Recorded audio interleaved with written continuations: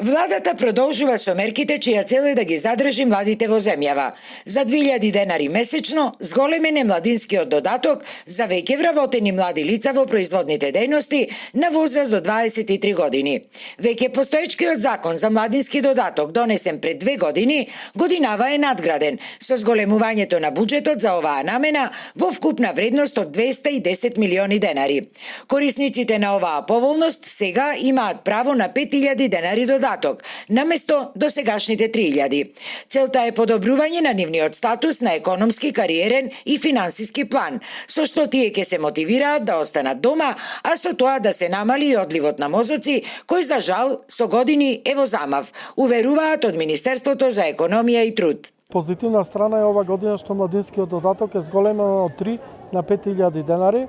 Тоа важи за лица до 23 години, кои што исклучиво би се вработиле во производни капацитети во Македонија. Ги повикувам сите заинтересирани страни производни капацитети во Македонија, фирми кои сакаат да вработат млади, да ги вработат затоа што покрај платата која што ја добиваат, ќе го добиваат и овој младински додаток, кој е 5000 денари, значи зголемување за цели 2000 денари. До сега овој младински додаток го имаат искористено околу 19.000 млади лица. Очекувањата се дека со новото зголемување на додатокот, тој број ќе оди нагоре.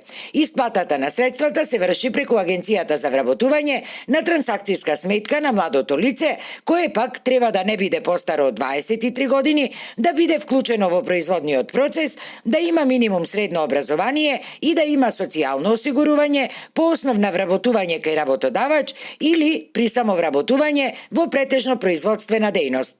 Инаку, Законот за младински додаток беше донесен во март 2023 година со важност до крајот на 2025. Истиот сега е продолжен со зголемувањето за околу 30 евра од неговата првична вредност од 50 евра. Надзорот за примената на овој закон го врши Министерството за социјална политика, демографија и млади.